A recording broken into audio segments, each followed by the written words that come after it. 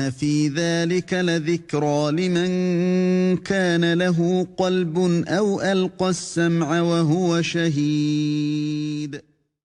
Bismillahirrahmanirrahim. Assalamu alaikum wa rahmatullahi wa barakatuh.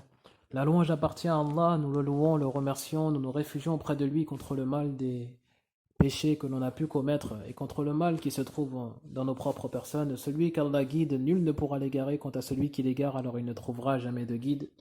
Et j'atteste que nul ne mérite d'être adoré en dehors d'Allah, seul et sans associé, tout en le glorifiant. Et j'atteste que Mohammed est son noble serviteur et messager, qu'Allah le salue, le couvre d'éloges, ainsi que sa famille et l'ensemble de ses compagnons.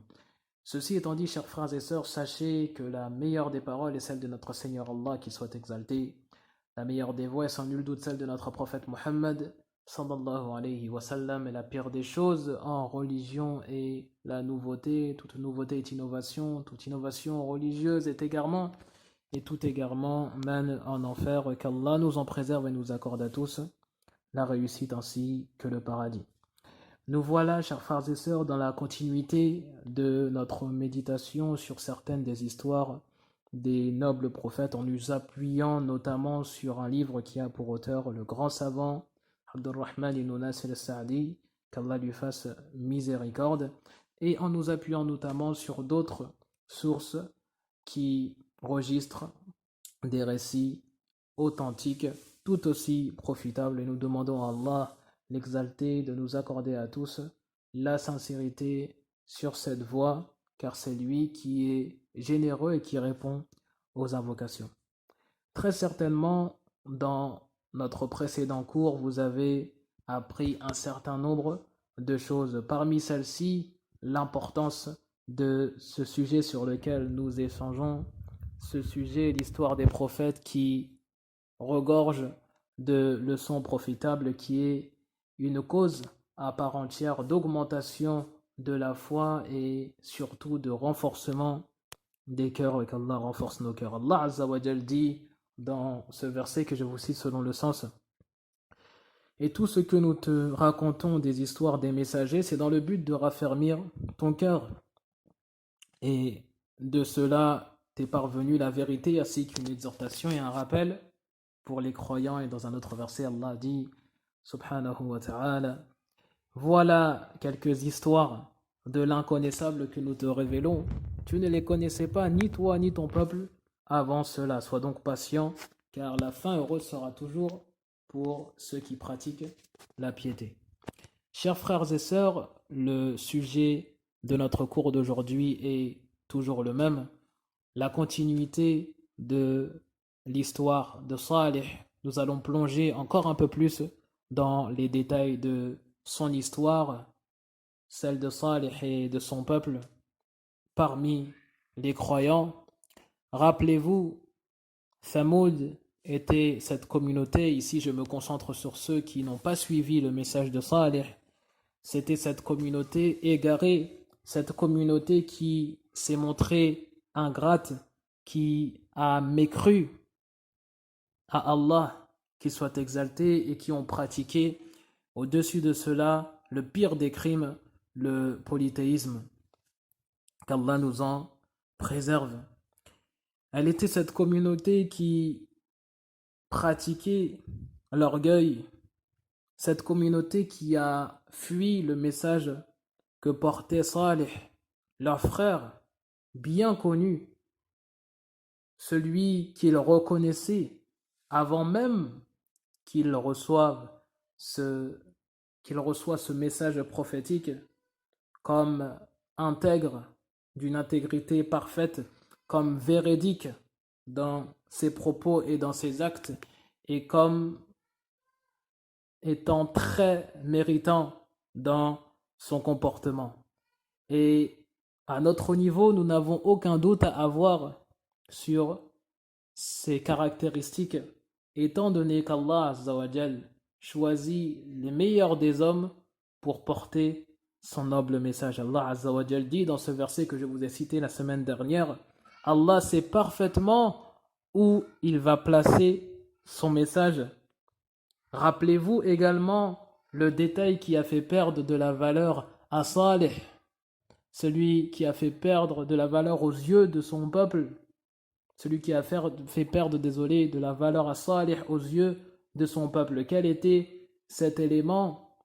Quel était ce crime? Ce crime, chers frères et sœurs, n'était autre qu'il les a appelés vers la vérité, qu'il les a appelés vers l'adoration d'Allah seul et sans associé. Il les a appelés à ça et les a appelés à délaisser le faux, délaisser l'adoration de ceux qui ne la méritent pas parmi les idoles, parmi les saints, parmi les statues et ainsi de suite. Il les a appelés vers ce noble message. Et regardez, Thamoud a fait de cette vérité une cause qui a fait perdre à leurs yeux de la valeur à Salih, que la paix et le salut soient sur lui. Cela est rapporté dans de nombreux versets coraniques. Parmi ces versets, il y a ceux que je vous cite selon le sens. Et au peuple de Thamoud, nous avons envoyé leur frère Salih, qui dit: Ô mon peuple, adorez Allah, vous n'avez aucune divinité à adorer si ce n'est lui. Nul ne mérite d'être adoré en dehors de lui. Il vous a créé de la terre, il vous l'a fait habiter et exploiter. Implorez donc son pardon, puis repentez-vous à lui. Mon Seigneur est proche et répond aux invocations. Ils dirent, c'est-à-dire Thamoud, en réponse à Salih: Ô Salih, tu étais auparavant un espoir pour nous. Nous interdirais-tu d'adorer ce qu'adoraient nos ancêtres? Certes, nous émettons de grands doutes par rapport à la chose vers laquelle tu nous appelles. Voyez quelle était leur réponse, chers frères et sœurs. Nous nous redirigeons donc vers la suite de cette histoire, de l'histoire de Salih et de son peuple. Que la paix et le salut soient sur Salih. Et pour cela, comme je vous l'ai promis, nous allons nous plonger dans l'exégèse d'un certain nombre de versets coraniques présents dans la sourate Ash-Shu'ara. Rappelez-vous, c'était une promesse que je vous avais faite la semaine dernière. Je vais donc tenter de la tenir. Vous trouverez des similitudes dans ma parole, dans l'exégèse de ces versets. Vous trouverez des similitudes, Inch'Allah, dans ce qui est rapporté dans le tafsir d'Ibn Kathir ou de Cheikh Abdurrahman ibn Nasir al-Sa'di, rahimahullah ta'ala. Ceux qui veulent faire le comparatif peuvent le faire, bien sûr. Ceci n'est qu'un essai résumé. Je demande à Allah Azza wa Jal de nous accorder à tous la réussite et la sincérité. Je vais dans un premier temps vous citer l'ensemble des versets qui feront l'objet d'une explication, puis nous débuterons, Inch'Allah, le résumé de cette exégèse, Inch'Allah. Allah dit, donc toujours dans la traduction, selon la traduction rapprochée, les Thamoud, le peuple de Thamoud, traitèrent de menteurs les messagers. Quand Salih, leur frère, leur dit: Ne craignez-vous pas Allah? Je suis pour vous un messager digne de confiance. Craignez Allah donc et obéissez-moi. Je ne vous demande pour ma mission aucune récompense, aucun salaire, car ma récompense n'incombe qu'au Seigneur de l'univers. Ma récompense ne dépend que du Seigneur de l'univers. Vous laissera-t-on en sécurité dans votre situation actuelle, au milieu de jardins, de sources, de cultures et de palmiers aux fruits agréables? Creusez-vous avec précision des maisons dans les montagnes? Craignez Allah et obéissez-moi. N'obéissez pas à l'ordre des outranciers qui sèment le désordre sur la terre, qui répandent le désordre sur la terre et n'améliorent jamais rien.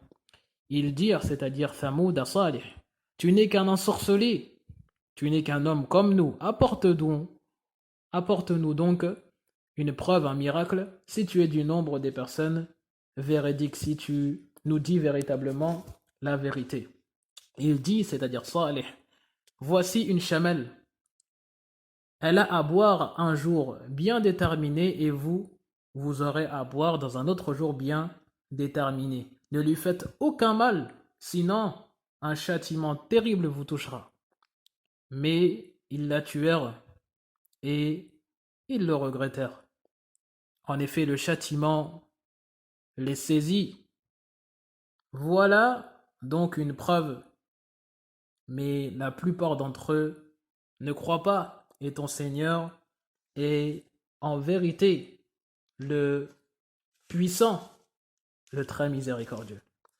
Voilà l'ensemble des versets que l'on va tenter d'expliquer, Inch'Allah wa billahi tawfiq. Alors, le premier verset est la parole, donc je vais toujours citer la traduction rapprochée pour essayer de réduire le temps. Donc, le peuple de Thamoud traitèrent de menteurs les messagers. Donc, les messagers au pluriel. Pourquoi ici utilisons-nous le pluriel? Pourquoi Allah Azza wa Jal a dit Al-Mursalin et pas Al-Rasul au singulier? Alors que Thamoud traitèrent directement Salih de menteur. Ils n'ont pas directement traité l'ensemble des messagers de menteurs. La raison de l'utilisation du pluriel dans ce verset est simple.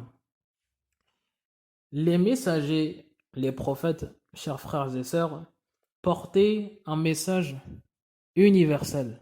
Leur da'wa était une da'wa unique, leur croyance était une croyance unique. S'il y avait des différences, ces différents, chers frères et sœurs, étaient sur les détails de la législation reliée à chacun d'eux.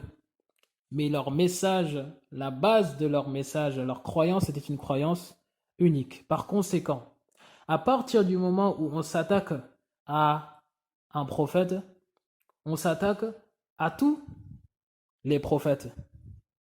À partir du moment où on attaque le contenu du message d'un prophète, on s'attaque au contenu du message des autres prophètes. Et ces personnes mécréantes qui déclarent un prophète en particulier comme étant un menteur, ils ne le font pas pour sa personne, mais ils le font à cause du message qu'il porte.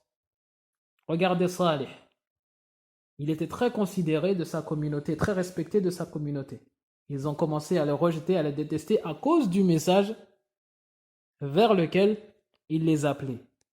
Donc ceux qui traitent de mensonges les prophètes, de menteurs les prophètes, ils le font à cause du message qu'ils portent. Et ce message porté par ce prophète en particulier, que ce soit Salih ou un autre, que la paix et le salut soient sur lui, est le même message porté par les prophètes de façon générale. Donc Thamoud, bien sûr, on traitait de mensonges Salih, de menteurs Salih, mais par leur comportement, ils ont en vérité déclaré l'ensemble du message prophétique comme erroné. Ils n'ont donc pas traité de menteur un seul prophète, mais l'ensemble des prophètes. Voilà pour ce verset, chers frères et sœurs. Nous passons à la suite, où il est dit, quand Salih, leur frère, leur dit, ne craignez-vous pas Allah, je suis pour vous un messager digne de confiance, craignez Allah et obéissez-moi. Je ne vous demande aucune récompense pour ce que je fais, car ma récompense ne dépend que du Seigneur de l'univers. Ces versets que je vous ai cités dans la traduction rapprochée sont reliés dans le sens à quelques éléments de notre introduction, désolé, en début d'intervention, mais également à des éléments cités dans le cours de la semaine dernière. Je vous laisse donc y revenir. Le résumé étant que le message vers lequel Salih les a appelés est bien entendu le tawhid avec tous ses détails, et ainsi de suite. Nous nous dirigeons maintenant vers la suite, cette parole où il est dit « Vous laissera-t-on en sécurité dans votre situation présente au milieu de jardins, de sources, de cultures et de palmiers aux fruits bien agréables ?» Qu'est-ce que cela veut dire?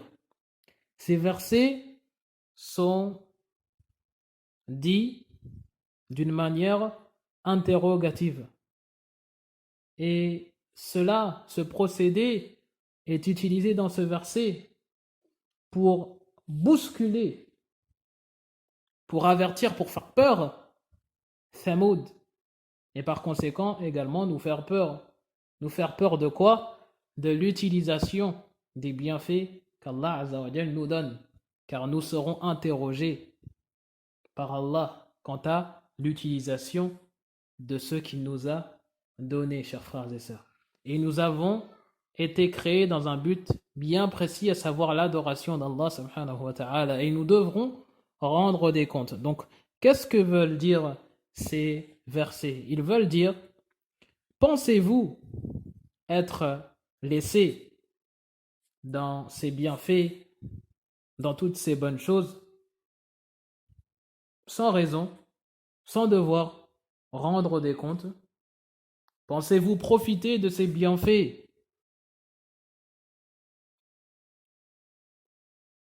sans limite,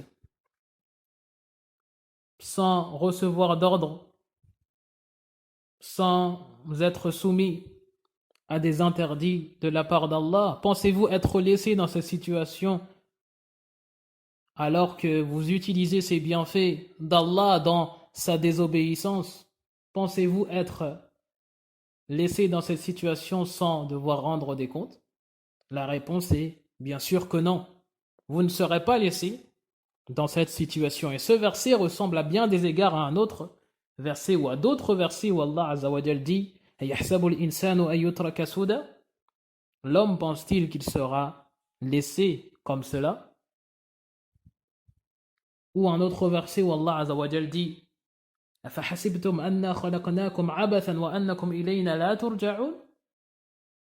Pensez-vous que nous vous avons créé sans raison et qu'aucun retour ne sera fait vers nous et que vous ne reviendrez pas vers nous? La réponse est bien sûr que non. Donc ces versets sont et ressemblent à bien des égards à ceux que l'on traite aujourd'hui dans notre intervention.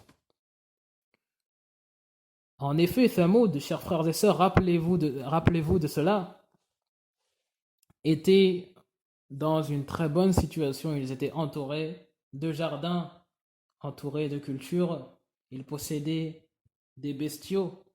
Et comme cela est indiqué dans le verset, des fruits agréables. Et au-dessus de cela, ils étaient en sécurité. Et, chers frères et sœurs, lorsqu'on possède tous ces bienfaits, les bienfaits de la vie, et qu'en plus de cela, on est en sécurité, alors on aura goûté parmi les plus grands bienfaits de ce bas monde. Pourquoi? Car à quoi bon posséder toutes les richesses si du jour au lendemain on peut se les faire voler? À quoi bon être riche et posséder la plus belle des maisons si du jour au lendemain on peut se la faire piller car on est dans un endroit dangereux? Imaginez-vous, Thamoud possédait tous ces bienfaits et en plus de cela était en sécurité. Cela compte parmi les grands bienfaits d'Allah subhanahu wa ta'ala sur cette communauté de Thamoud et compte parmi les bienfaits dont nous jouissons à l'heure où nous parlons. Nous possédons énormément de choses et nous sommes en sécurité. Nous devons donc d'être touchés par ces versets et de mettre en pratique la gratitude d'Allah subhanahu wa ta'ala pour tout ce qu'il nous donne et qu'Allah azza wa jal nous pardonne pour nos manquements. Il y a ensuite un détail encore plus éloquent qui montre à quel point ils étaient couverts de bienfaits d'Allah subhanahu wa ta'ala.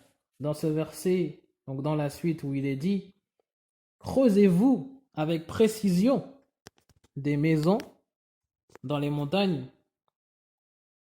La réponse, bien sûr, est oui. Donc, Thamoud, imaginez-vous, en plus de tout ce que l'on a cité, posséder une science de la part d'Allah qui leur permettait de creuser les montagnes afin d'y vivre et sculpter les montagnes de façon directe pour y habiter.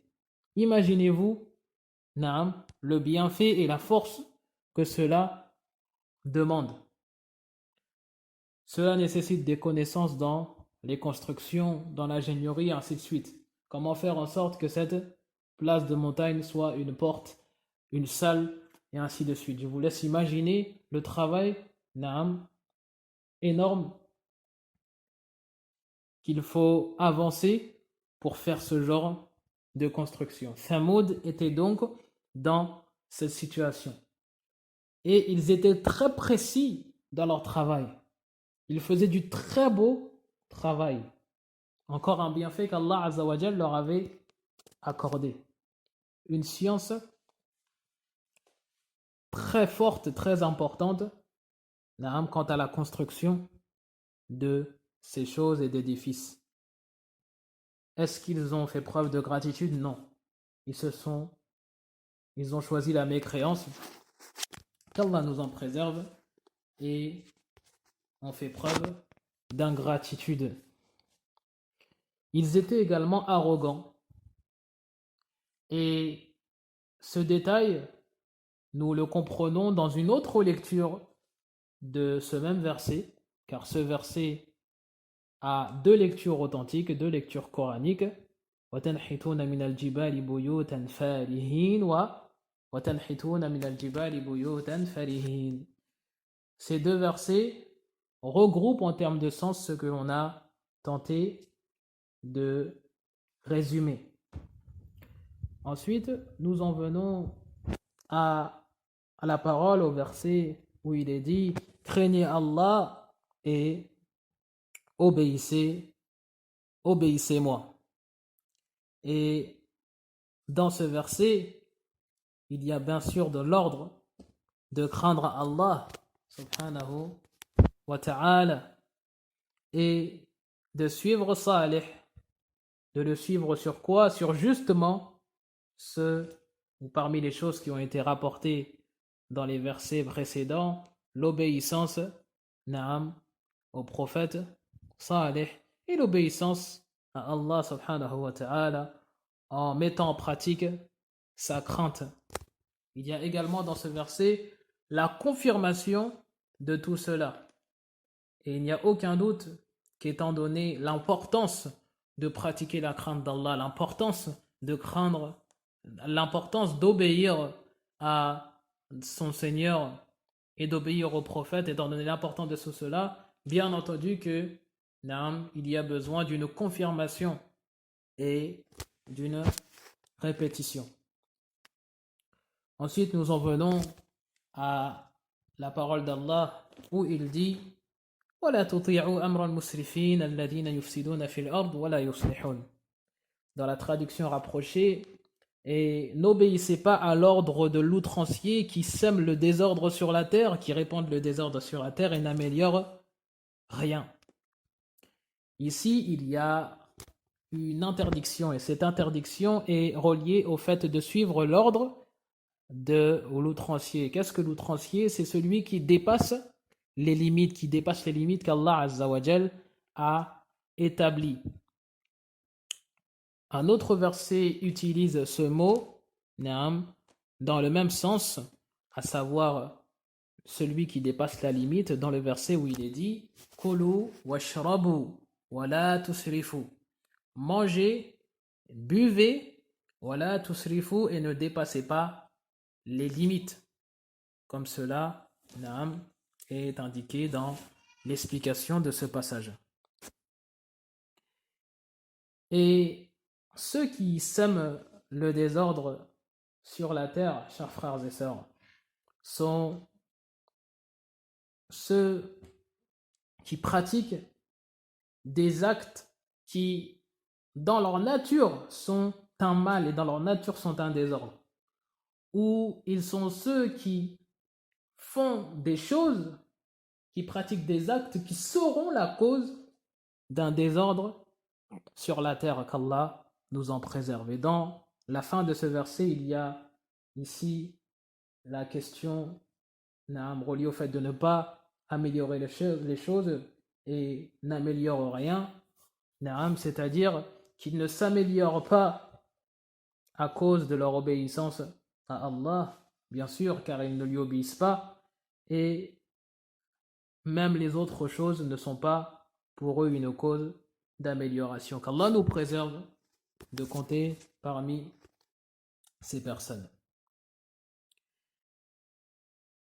Quelle a été la réponse de Thamoud à Saleh après tout cela?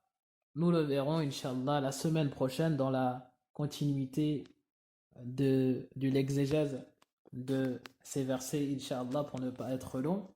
Et je demande à Allah qu'il soit exalté de nous accorder à tous une science utile, des œuvres pieuses et une bonne subsistance. C'est certes lui qui est généreux et capable de tout cela à la perfection, et c'est lui le plus savant, et que le salut et l'éloge soient sur notre prophète Mohammed ainsi que sur sa famille et l'ensemble de ses compagnons. Wa akhiru da'wana alhamdulillahi rabbil alamin. Wassalamu alaikum wa rahmatullahi wa barakatuh.